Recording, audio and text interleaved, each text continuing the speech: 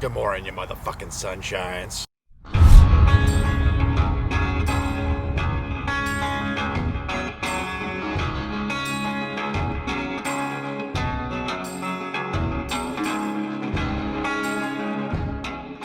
So, Habitat's a triple crowner. He must be an expert on gear, huh? Well, I got news for you. I'm not. I'm just like every other damn hiker out there. I'm learning as I go. I am no expert by any means. The gear you see here is the gear I used on the CDT. Some of it worked, some of it didn't. You try shit out. If it doesn't work, you buy something else and try that. I think people put too much emphasis on gear, and if you have any asshole coming up to you on YouTube or anywhere else saying, I use this piece of fucking gear, so that's the best, and I highly recommend it. Bull fucking shit, okay? Case in point, I wear Ultra Lone Peak 5s, okay? I've had a total of 3 blisters combined on all 3 trails. I've seen people put those shoes on, have a blister on every damn toe the first day they use them. What does that tell you, okay? What works for people on YouTube or anywhere else is the gear they use because it works for them. The only way to find that out if it works for you is to buy the shit, throw it on your back, and start hiking up mountains, okay? With that disclaimer out of the way, we're gonna empty out this pack, and I'm gonna go through the gear that I used on the CDT this past year. I'll tell you if it worked for me, what didn't work for me, what I might change in the future, and we'll go from there, man. God damn, this pack stinks. Get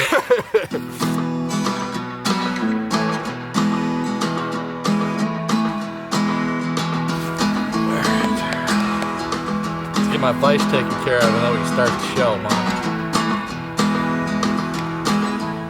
Alright, I guess we'll start with clothes. Bottom up, what the hell? Shoes I wore, like I mentioned before, Ultra Lone Peak 5s. I've worn Lone Peaks since the 2.5s, I believe. The main reason I switched to these shoes is because I have really wide feet, and that took care of my blister problem. The Lone Peaks have really wide toe boxes, and that's why I chose these. They are not the most durable things in the world. In fact, they suck with durability, okay? You're lucky to get 400 or 500 miles out of a pair of these, and that's pushing it. The most I ever rocked a pair of Lone Peaks was on the PCT, I believe. I rocked the pair I started with, I rocked all the way through the desert, all the way to Kennedy Meadows, which is like 700 and something miles, which I probably should have swapped them out at 500. They were pretty toast. But that being said, I'll take durability issues over not getting blisters any day of the week. These are the pair of shoes I happen to finish the CDT with. They are blown out on both shoes in the same location. Major holes. I was ready to wrap these things in duct tape before I hit the northern terminus. I didn't think they were going to make it. What you will find, well, notoriously Lone Peaks have had a split toe. That was their main issue. They've reinforced this, I think, on this newer model. They might have done with the 4 or 5s. No, 5.0s, they did this. They added this major stitching right here on the toe so that rock guard doesn't split off. What you'll notice on these things, the first thing to go are the heels because they are 0 drop shoes. So once your heels go, that's generally when I start swapping these things out. I rock these till the end just because I was getting broke and I didn't want to buy a new pair. But Lone Peaks, as long as I don't get blisters, I'll continue to wear these things. I just wish the durability on was a little better. As far as socks go, where are my socks? Darn Toughs. I wore any socks as long as they're merino wool. I really don't care what brand they are. I do like Darn Toughs. I carry 2 pair of these at all times. I would just swap them out every other day. And obviously, if one pair got wet, it was hanging on the outside of my pack while I wore the second pair to allow the other ones to dry. I do prefer the thicker ones, like the boot cut, whatever they call them, heavy cushion ones. It's just a personal preference thing, but always rock 2 pair of merino wool socks. As far as sleeping socks go, these are just really, really thick smart wool socks. I've had this pair of socks for like 4 years now. I ended up finding them on the ground in Grayson Highlands on a section hike way back in like 2018, 2017, something like that. I've had them a long time, and they still do a good job. So I usually sleep in these things, especially when the temperatures are pretty damn cold. And then for my hiking outfit, whatever you want to call it, shorts I wore were Sherpas. I don't know the model name on them. I bought these. We sold these at Mountain Crossings. That's why I got them. I got a mad discount there when I worked. They worked out well though. Like one of the few pieces of clothing that actually held up the whole CDT. I don't like shorty shorts. You see a lot of thru hikers wearing shorty shorts. I'm not a fan of them. These ones come like just above my kneecap, and that gives me plenty of mobility. They're quick dry. They got your typical 2 hand pockets, and then on the left leg you do have a side zipper pocket. It's kind of cut on an angle. I used to put my dip can in there or whatever else until I ripped a hole in it on a barbed wire fence, so I stopped putting stuff in there. And then it's got a back zip pocket, which is nice when you get to town.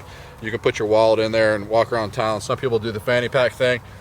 I've never adopted the fanny pack thing, but all I needed was my wallet in town, really, and that back pocket allowed me to do that. I did split a small hole in the crotch, but it ended up holding up the whole CDT, so I was real happy with these shorts. Real comfortable. As far as the shirt goes, this is the second shirt I wore on the CDT. The first one I started with was just a cheap $10 Western button-up shirt, snap shirt from Tractor Supply. I rocked that thing all the way till Breckenridge, I believe, Dillon, Colorado, somewhere around there. And then it was just getting holes in it, and it stunk, and I was ready to throw it in the trash. So went to REI in Dillon, I believe, and bought this shirt. This brand is it's Cool is the brand. They're kind of a pricey brand, but it's the only shirt they sold at REI with snap buttons. I prefer the snap buttons as opposed to traditional buttons, just because if a traditional button happens to fall off, I don't want to have to mess with sewing it back on. So the snaps prevent you from having to do that.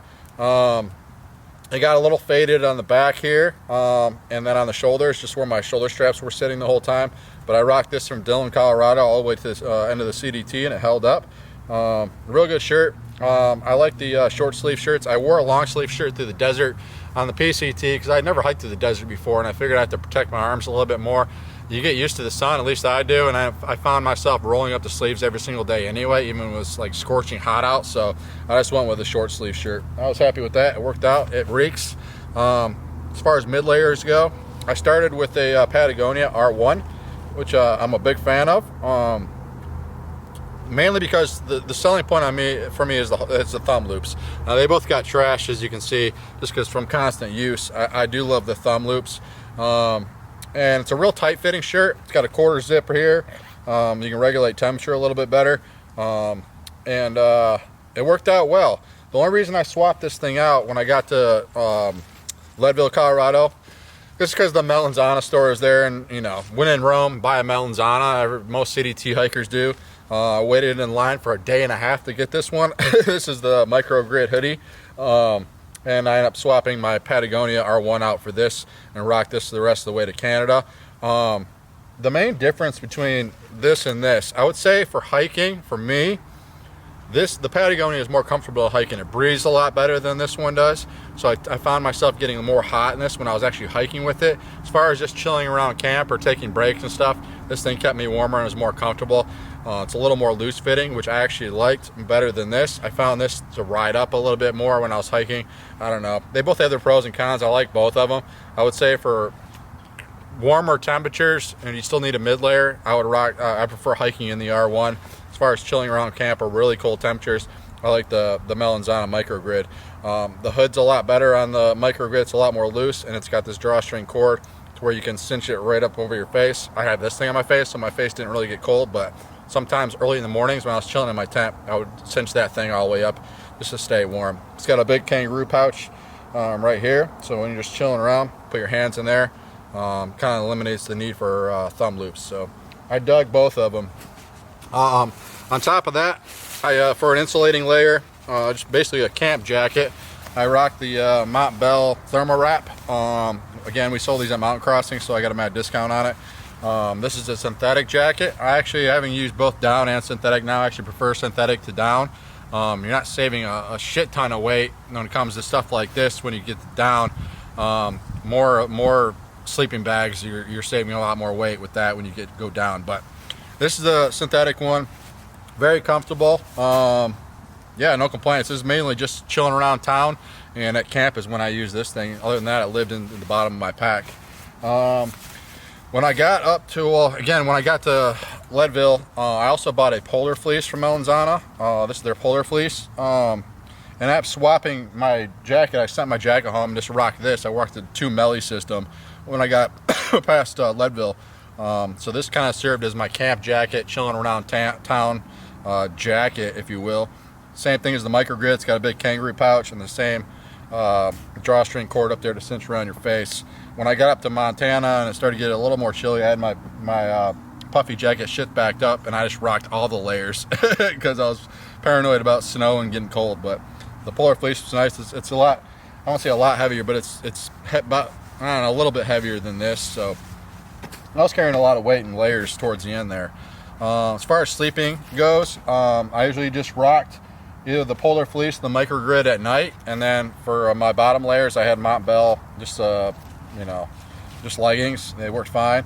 In summer months, I just wore my shorts or just went free ball style in my sleeping bag. But when it got colder, it was nice to have these. On top of my head, my I Love Hiking hat, which I've had for 3 years now, 4 years, whatever it is.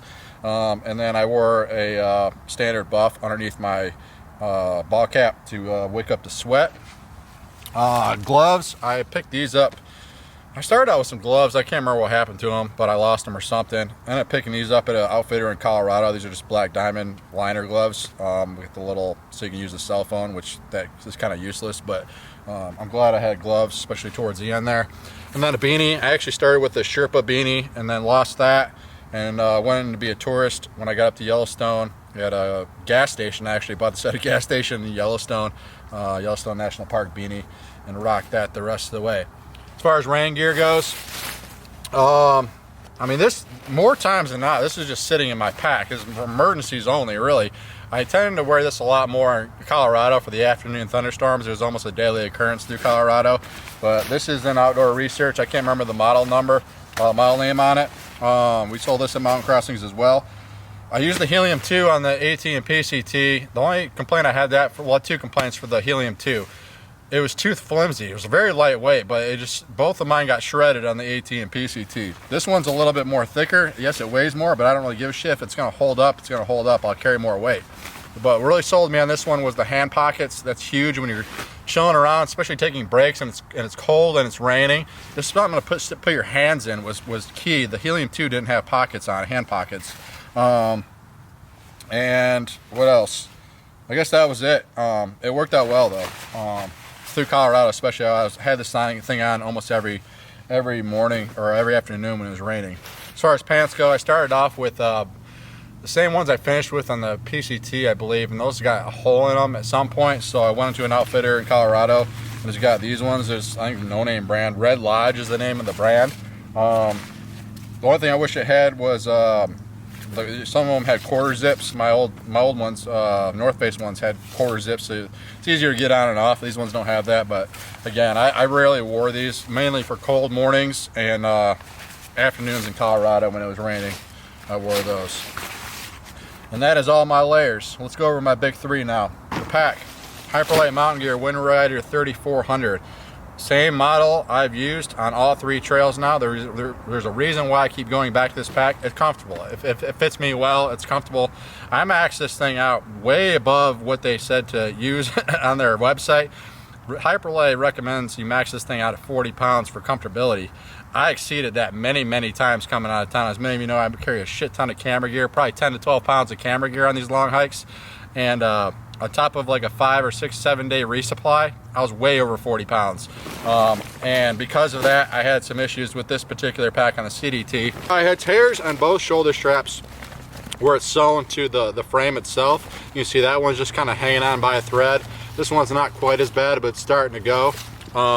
That's mainly from just maxing out the weight on it and just every single day, multiple times a day, lifting this thing up by the shoulder straps. That was about shredded and ready to fall off towards the end, but it did hold up. The only other issue I had with this pack on the CDT was I did punch a hole in it. Very small hole right here. I ended up setting it up against a lava rock in New Mexico and punched a hole in it. I just patched it up with some cure fiber tape and it never leaked. Yeah, it's a comfortable pack for me. That's why I keep rocking it. I probably should need it. I should probably go to a thicker shoulder strap pack only because I carry so much weight, but I enjoy this pack, so I keep going with it. When you get the normal and the Wind Rider, you get the normal tears in the back mesh. This happens, you get snagged on barbed wire, thorny bushes, whatever, but it's easily patched up with a sewing needle and some dental floss if you wanted to, but I never had an issue of shit falling out of there. Yeah, accessories I carried on this pack were just my Hyperlight phone pouch, which I carry an iPhone 12 Pro, not the Max. I used the Max on the PCT, and I found it was very difficult to zip this thing up with a Max phone, but my normal iPhone 12 Pro, I had no problems zipping it up over the phone and keeping it waterproof. And then also, once my hole ripped in my shorts pocket, I am carrying my dip can in that little mesh pocket on the outside. On the other shoulder strap, I just carried the same stinky ass bandana, PCT bandana I carried on the PCT, and ended up ripping in half, so it's like half of what it was when I started. Oh my god, I didn't want to think about how many germs are on that thing. I gotta throw it away. Swiping my nose constantly with it. And then on this shoulder strap also I had my Peak Designs capture clip, which held my camera as I hiked. That's about it. Inside the pack, I did carry for all my layers. I'm very anti-stuff sack. Very few stuff sacks I actually use. Contractor bag inside for all my clothes, and my quilt I kept in that, and kept it loose. It was just easier packing it up at night or in the morning, and tearing it down at night. Well, that's the pack. As far as my tent goes, I used the Z-Plex Duplex. Same tent I started with on the AT. Now, the one I used on the AT, I don't know if I got a bad batch of Dyneema or what, but I ended up getting shredded by Virginia. A lot of pinhole marks in it. It was leaking on me. So I'm switching to a Hyperlight tent on the PCT. That thing worked well, but it was a hot box. I said, what the hell, I'll try the Duplex again on the CDT, and this one actually held up. I was very pleasantly surprised with this tent on the CDT and didn't have one issue with it, other than I burned a hole in the bottom of it. My own fault with my stove. On the first night on the CDT, my stove ended up tipping over when it was still lit and burned a hole in the bottom of my Duplex. It was a long night. I patched it up and it held up the rest of the way. I don't think I had any shit critters tear through the mesh of my tent. Maybe one, I can't remember, but the stuff sack, these are notoriously really paper thin. It's just the extra Dyneema they have left over in the shop they make their stuff sacks with. So these generally get shredded, but I kind of babied mine on the CDT this past year. I got one little hole in it, but it actually held up. So real happy with the Duplex on the CDT. Sleeping pad, this is the second sleeping pad I used on the CDT. Started off with the Thermarest Neo X-Lite, which I used on the AT and PCT. I'm notorious for, I've had a shitty experience with sleeping pads. The one on the AT got multiple holes in it, having to keep patching it. And the one on the CDT I used, the valve on it broke. They do sell replacement kits. They changed the valve on the Neo X-Lite to where it's a butterfly style valve, which if that thing fails, you can just buy a replacement kit of just the valve. So I ended up doing that. It didn't show up in town in time, and I was tired of sleeping on the ground, so I just went to an outfitter and bought this one. I can't even remember the model of it. It's heavy as shit. It's like the size of a football rolled up, and it took up like 3/4 of my Duplex, but it was so comfortable I didn't even care about the weight, and this thing held up the rest of the way. As far as my quilt goes, this is an Enlightened Equipment Enigma. I used the Revelation on the AT and PCT. The same exact quilt held up for 2 through hikes, and it was pretty well trashed. I had some holes in that one, lost some down out of it, so I am switching for the CDT. The only difference between the Enigma and the Revelation is the closed foot box. Other than that, it's the same quilt. I found that because I carry so many electronics and having to keep batteries warm at night, I was stuffing all my electronics in the bottom of my sleeping bag at night. Sometimes my Sawyer filter when it was below freezing, and the Revelation has a little hole right there at the bottom where it's always going to be open sometimes. So you'll get drafts in there for one, and on top of that, I kept having like small batteries and stuff fall out at the bottom. So I just got the closed foot box, so I keep all my shit at the bottom, keep it warm, and not have to worry about it falling out. But this thing kept me warm. It's a 20-degree bag quilt, and yeah, I really dug it. When you buy Enlightened Equipment quilts, I did get one small hole in it right here. I ended up patching up, but when you buy an Enlightened Equipment quilt, it comes with 2 buckles, one here and one here. They give you like elastic straps where you can tie it right to your sleeping pad. I just tossed those. I never used them. And then you give a drawstring cord up here around your neck to where you can cinch it right up around your neck and trap all that warm air. 20 degrees tends to be, I use it the whole trail, never swap out quilts. 20 degrees is plenty enough for me. If it gets too hot, I just sleep on top of it or don't use it at all. Pillow, yeah, I rock a pillow. I'm a dipper. I get acid reflux a lot at night. I gotta keep my head elevated. I've used just my extra clothes bags in the past, food bag, which do work, but having a pillow that weighs nothing, I'm glad I carried on the CDT. This thing held up the whole way, and it's just a Sea to Summit pillow, which I enjoyed. As far as cooking goes, this is a Toaks Titanium 750 pot, same one I used on the ATM PCT, not the same exact pot. Somebody actually stole my old one. And when I worked at Mountain Crossing, I set it down, some asshole customer must have stole it, so I had to buy a new one for the CDT, but it is the same pot. The reason why I like the 750 volume is because I could fit a small fuel can, a stove, a packed towel, and a lighter all inside this pot. It holds 2 ramen packets perfectly, and you can use it on a fire. You have more fires on the AT than you did I don't think I had 1 fire on the CDT, but on the AT I used this over a fire quite a bit, and you can save on fuel that way. You can stretch your fuel a lot longer. And I just ate and drank my coffee out of the same pot. Pack towel, this thing needs to be thrown away. It's the same exact, one of the few items that Triple Crown other than my hat. Same pack towel I used on all 3 trails. As far as my stove goes, this is an Optimus bag, but it's not an Optimus stove in here. I started off with the Optimus Crux Lite, same stove I used on the AT or on the PCT. I had 2 fail on me on the CDT, and ended up switching to the Pocket Rocket 2, and that's this one here, and that held up the rest of the way. And another item that Triple Crown was my lighter. This is just a Walking Dead lighter I started the AT with, and I think it's about toast. Oh, there's still a flame. Held up all 3 trails, same lighter. So that's my cook setup. Oh, and I don't have it with me right now, but my long handle Toaks Titanium spoon, I use that. Kept it in the stuff sack just to keep the lid on it, and it worked out well. As far as food storage goes, I just slept with my food all the way up until I had to carry an URSACK for Glacier National Park. At which point I picked up, this is the URSACK Major, I want to say. It's the one that's supposed to hold up for critters as well as bears, and I hated using this thing. I hated stashing it at night, but I did. Oh, there's my spoon. It got toilet paper or something attached to it, but yeah, you're required in national parks to use this. Sierras, you got to use the bear can. I hated using both of them, but it is what it is. Follow the laws. Rock that thing to Canada from Glacier on. ZC, I just kept on top of my my pack, mainly just to shed extra water and then be able to sit down on a wet rock or whatever when it was raining out.